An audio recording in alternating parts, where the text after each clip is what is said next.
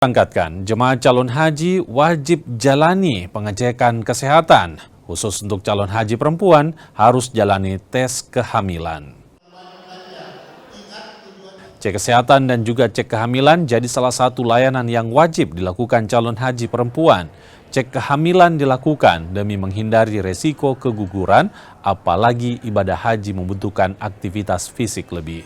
Untuk usia 50 tahun ke atas itu ada standar untuk cek kehamilan, ya usia 50 tahun ke atas.